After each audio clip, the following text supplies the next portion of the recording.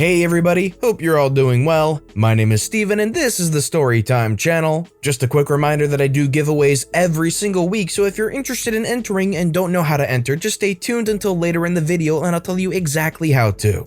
That said, we've got some malicious compliance stories, and our first story of the day is by LongrideBiker. No, I'm not working overtime since I already told my last day was today. It was 1994 and I was just laid off from my last job as the general labor at a machine shop. Was seriously pounding the pavement when my middle brother calls me up and tells me about a job in a local machine shop. I've done a bit of machining while in the last shop, but nothing where I would actually be doing setups and measurements, etc. I was really just the help, but what the heck, nothing to lose. Owner basically hires me on the spot at about $2 more than minimum wage at the time. For me, I was just glad to have a job, so I was doing fairly well considering I was only out of work for basically 3 weeks. Over the next 4 years I worked there, but basically found out what verbal abuse from a boss really was. If you screwed up even in the most minor way, he would scream at you for a solid 10 minutes. If he and his wife had an argument, he would take it out on the few employees he had by screaming at whoever was in his sights that day. Finally, it's the end of 1998 and my brother and I are out looking for new jobs while still working at the shop. My brother happens to find a job and announces that he is giving his 2 weeks notice. For the boss, this was very sudden and did not understand, but when my brother tells him that he's leaving for more money and benefits, he actually coughed and said, "What? I pay every one of you what you're worth." So we are all clear our current rate was $8 an hour, which literally meant that my best raise each year was 35 cents. At this point, he tried like heck to figure out what the other employer was offering my brother, but I was not about to tell him, and neither were the other 2 employees at this point. We were all tired of his crap. 2 weeks go by and my brother is finally gone, and now the crap really hits the fan. Now he has to get on the machines and do work he hasn't needed to do in years. He couldn't ask anyone else, and no one else had answered his ads for a machinist working for the meager amount he was offering. At this point, I was working a complete center of CNC machines, which included multi-axis mills and a multi-axis lathe for a large group of select parts. I could do a complete teardown and reset of all setups on the machines, write all the code for programming the machines, G&M code for those who know what I'm talking about, and also make just about any part you can dream of on the main Haas mill. About 6 weeks go by and another employee quits for other reasons, but really is just more of his abuse. He goes on a tirade for about a week, and it's at this point I know I need to step things up. Christmas is on Friday and it's the Monday before, and he comes into my shop center and hands me an envelope. I ask what's up and he just says it's your Christmas bonus. I thought I almost died right there. Been there almost 4 years and this never happened ever. After taxes, it was nearly 2 weeks' pay, so I was elated. Time to do Christmas shopping for the parents. Later that night, I sat down and realized it was really a bribe to hold me there as long as he could, so he could hold me there. Fast forward to right after New Year's, and I get a call from what would become my next employer. We talked back and forth for about 2 weeks, and then I waited. 3rd week into January, and it's Tuesday morning, and just like clockwork, he is riled about something insignificant but decides to take it out on me. After he is done with his tirade, he stomps off and I head back to the back of the shop to make a phone call. Speak to the employer, and the shop foreman tells me I'm hired and asks when I can start. I say that I would like to offer my 2 weeks, and he says absolutely. See you in 2 weeks from the Monday coming up. I hang up the phone and walk up front and wait till he turns around, and I simply say, "You have my 2 weeks," and then turn around and walk out of his office. About a minute later, I see him stomping off to his house. Shop was in a very large garage on his property. Lunch came and went and still no boss until about 2 p.m. and suddenly he shows up and starts saying that I'm very ungrateful for not just teaching you everything he knows, but also for giving us a bonus that I didn't deserve. At this point, we had been on overtime since earlier last spring, but he didn't want to pay anyone what they requested, so he was forced to have us all work overtime for almost the full year so far. With my brother gone, it made things even more crazy, but it was expected. On to his tantrum. I listened to his idiotic ramblings and finally just said I'm done. His final retort was that he should have never have hired me in the first place. At that point, the only way I can describe it was the break of a pencil in my head. That sudden crackle, then clear break of the wood that is crisp and thorough. I simply coughed to shut him up and said with that same clear tone that I heard in my head, "Today is my last day. No need to extend this 2 weeks." He simply said fine and stomped off. This is actually where I thought I was feeling the best I had felt in a long time. I was wrong. 2 hours later, I was finishing up packing away all my tools, and I had finally shut down my machines for the last time, and he walked back into the shop. He was livid. "What the heck are you doing? You still have work to do before you leave today." My response was, "I'm not working additional overtime since I already told you it was my last day." With that last comment, I picked up my last set of tool cases and left the shop, never to look back again. Hope you enjoyed my experiences, and sorry for the long-winded malicious compliance. For those who want to know, the employer I moved to paid me 3 times my old rate, and yes, they gave really good Christmas bonuses every year.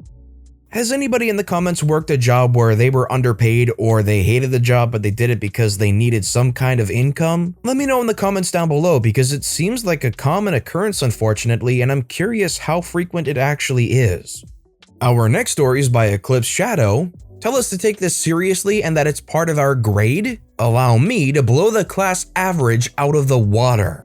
Hello, malicious compliance. Eclipse here, and boy do I have a good tale of compliance for you. One that happened back in school, so details are a bit fuzzy, but I still remember the general actions taken. Now, does anyone remember the accelerated reader program? That read book, take tests, get points, and at the end of the year, the class with the first place student gets a pizza party, while you get random trinkets, pens, eraser heads for the number of points you had? This has to do with how my school decided to, as a bit of an experiment, have part of your English and language arts grade be affected by your accelerated reader score compared to the average. The setup. Our story begins at the start of a new school year. The teacher is going over this new policy when she singles me out due to my low accelerated reader score from the last year, telling me something along the lines of, "Eclipse, your single-digit accelerated reader score would drop your grade by a letter or two under this new policy." I remember getting a bit pissed about being called out like that, and the accompanied laughter about how low my score was. The teacher ended her explanation about the new policy with, "I expect the class average to be close to 100 AR points, so please take this seriously." And I swear it seemed like that last bit was aimed towards me. Now, back then I was more of a socially awkward nerd, not one to get into arguments or fights. The stereotypical skinny nerd complete with glasses and a reputation as a teacher's pet. But this is where I believe I grew a spine in a way. Well, that first night after school, I did what I do best: math. I wanted to push the class average far away from 100 points. Get back at those who laughed. So it came to a simple idea: double the average. So I need to get around 2,000 points. I can't do that alone, but I know who can help. My 2 best friends and neighbors, Mike and Al, not their real names. My plan: use their competitive nature to my advantage in getting that total 2,000 point boost. After all, we're just friends trying to one-up each other and be the responsible one for getting that party, right? Compliance. The next day, we get sent off to the various computers to do some of our classwork. Our school, before budget and funding got tighter, used to have a computer-based language arts and math program, which was like going through some flashcards like 4 + 3 =, or run is like walk, as stand is to. For a nerd like me, this was easy, leaving me with plenty of time before needing to come back for our lessons. So I took my free time in the library to check the AR list, and wouldn't you know it, almost all the Dr. Seuss books were there, worth 1 point each. But I could still recite 1 fish, 2 fish, red fish, blue fish verbatim from heart. For the first week, I took the test on all of them during my spare time, getting around 30 or so points. Then I noticed the Harry Potter books were not only listed but worth some big points. This is a while after the 4th book being out. And being that my mom loved those books and read them with me before, I took and passed those tests the following week after a quick recap. So by now, I already had the necessary 100 points. But she said, take this seriously. If I stopped now, I wouldn't be taking reading seriously. It'd just be me doing the bare minimum. But what books to read next? While searching the list, I noticed a familiar name. R.L. Stine. Oh yeah, Mom has a massive collection of those books and whoa, 100 plus books worth 3 points each. Well, this is where the fun begins. With this bit of knowledge, while my mom babysat Mike and Al at our place, I told them about how the Goosebumps stories were worth 3 AR points each, and revealed I had already got my 100 points, playfully teasing with something like, "Careful guys, you may be dethroned as the kings of reading in school." Well, it had the needed effect. After homework, we'd play a bit, then get to reading. By mid to late October, we cleared the Goosebumps bookshelf Mom had. All of us above 400 AR points. Around this time, we started looking in different directions, Mike going with some detective stories, Al with more fantasy stuff, and me, well, I scoured the school library and found the zoo books. Quick, easy to clear through, but very informative. I blitzed through them. By Thanksgiving break, I cleared them all and moved on to some other small, easy to clear books, just spending my free time post-computer work in the library, grabbing a book, clearing through it, then acing the test on it. Christmas break time. Mike, Al, and I discuss how well we're doing, about 5 to 10 points away from each other, around 650 points each. This is when Mike asks me if I'm doing this because of the rewards the school is giving out this year. What rewards? Turns out, the school wasn't going to be cheap with the rewards for first, second, and third. They'd be getting Pokemon Crystal, Gold, and Silver respectively. Minimum of 750 points to qualify for it if I remember correctly. After learning this fact, I now had renewed purpose in taking home the Crystal. Unfortunately, for Christmas I got a GameCube and Smash Bros. Melee, and it took up a good bit of my time throughout January. After realizing just how far I fell behind, I went full-on reading monster mode, finding some of the very high point books and tearing through them. Turns out, Mom's big bookshelves were chock full of high point books. By mid-March, I had not only caught up to the guys, now past 800 points, but had a nice safe 30-point buffer, and I haven't even finished what those shelves had. So I told the guys about them, and together we began clearing through those books one by one faster than me alone. Fast forward to May, the teacher is going over the class average. Instead of the 100 she had estimated, me and the boys pushed the average to around 250 to 260. So she's going over the individual scores from the lowest of a 74 all the way up. Then comes us. Mike, 1076, Al, 1082, and me, 1085. We were the reason the class average was so high. Later that month, before the party, the announcements came on and listed us off as the top scoring students in the school. The fallout. In order to not cause everyone else in the class to drop a letter grade or two, the teacher had changed it to be a, you'll get bonus points based on your score compared to the average she set, 100. Me and the boys won the pizza party, set records in the school, and I got Pokemon Crystal. Still have that cartridge and my level 100 Typhlosion on it. I got the petty satisfaction of being able to nuke the class average, and the school ultimately dropped the make your AR score part of your grade thing, just going for a simple suggested point value per grade. As for what brought this back, over lunch with Mike and Al, Mike returned one of the Goosebumps books he borrowed, saying that he had found it while doing some cleaning around his childhood home. That led us to remember what we did that year. Accelerated Reader is a memory and a half. My school definitely didn't take it as seriously as this school did, being that I didn't have nearly the amount of tests that sounds like they had. But I remember going from 4th grade to 5th grade, and then they added all the R.L. Stine books. And I had read a whole bunch of them the previous year, so I just jumped right up to like 70-ish points, which was good for 3rd in the school for my grade. So obviously these guys were getting thousands of points. A lot different scale than what my school had expected. I think I got like a Pizza Hut or a GameStop or something gift card, something like that. This next story is by Native Lady 1. Take the week off and make it seem like the job won't be there? Okay. Sincerely, the only employee. My husband once worked for a pool table moving and repair company. It was small and it was just the owner and him. The owner had a hard time finding people to work for him long term, which was a difficult situation for him because it took a lot of time and effort to train someone. So my husband was a good worker, always showed up on time, always worked hard, and learned the trade easily. He never took time off but did get PTO. My husband hurt his back on a pool table move. He asked for a day off, and the owner got very upset about it. He had no backup person, so if my husband didn't work, he couldn't make money. Well, the owner got mad and said take the whole week off and then maybe I'll call you next week.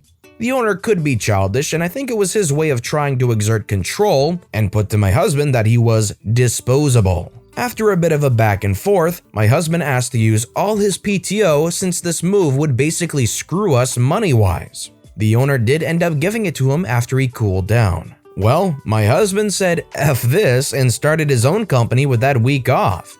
He had already been doing side jobs but decided to go full force since the owner made it seem like his job could possibly be done for after this week off. After the week and a weekend, the owner reached out to start work again. My husband then told him no way, he was already doing his own thing. This made the owner super pissed. He asked for my husband's work shirts back. Who wants to wear some guy's old work shirts that he's super sweat in? And my husband said, okay, when I get around to collecting and washing them, I'll let you know. The owner freaked out and threatened to call the police if he didn't give them to him that morning. So my husband was pissed and put them all outside and said pick them up then. Fast forward to yesterday, more than a year later, when my husband ran into him at the park during our kids' B-Day party. Ends up, his whole business went down after my husband left. He tried to have his son work with him, but he couldn't do what was needed. Then had some health issues happen, so he couldn't train a new person. He didn't even apologize for threatening to call the police over used work shirts. Just told my husband he had no hard feelings. My husband now makes in a day what took him a week plus at the pool table job. My husband can be loyal, and he was only sticking around for this guy.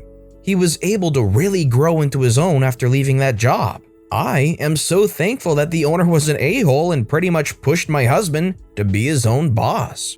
That husband was a really good guy. He was loyal and willing to stick it out for this boss even though it was clearly underpaid and overworked. The boss was a hothead and he wasn't able to realize how good he had it and, well, pushed the guy to take over that business and become way more of a success than he had ever been. So I guess thanks for being an a-hole like OP said. So quickly now, I want to explain just how to enter the giveaway. All you need to do is leave a comment on this video relevant to something you saw or heard or liked in any story in that video. That's it, you're entered, but it applies to every single video we upload this week. So to get the best odds at winning the $30 Amazon gift card giveaway, you'll want to leave a comment relating to any of those videos all week long. On Sunday, after the last video has gone out, I'll pick one comment at random and let you know on the following Monday who has won, and then it starts all over again. So make sure you leave a relevant comment on this video and additionally every video I upload this week for the absolute best chance to win. And while you're at it, why don't you go ahead and give the videos a like too, because it helps more than you could imagine.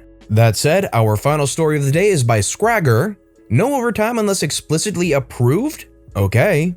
At my previous place of work, there used to be a policy that overtime required to get done was approved implicitly by the need for a deadline. If you needed extra hours to get it done, just submit a list of your hours to your boss and it would be sorted out for the next pay cycle. Then one of the upper managers got replaced with a hardliner who looked for every chance to save money. At first, it was less hours for the cleaners, no more free drinks, and eventually, no more overtime unless explicitly approved. Since you needed to ask every time to do overtime and the boss wasn't always available, it meant projects started to slip. Management started to get annoyed and asked without the overtime when we could have the project finished and live. Since the project required an out-of-hours deployment, I replied pointing out it wasn't reasonably possible to complete the project without overtime. The hardliner manager responsible for the no overtime policy was very unhappy at that and demanded we make it work without overtime that week. So we scheduled the deployment for 9 a.m. to 11 a.m. on the Thursday, effectively shutting down a fairly large part of the business for 2 hours. When the CEO saw 80% of the business taking a 1.5-hour break after only just getting in, he was needlessly outraged and demanded to know what was going on.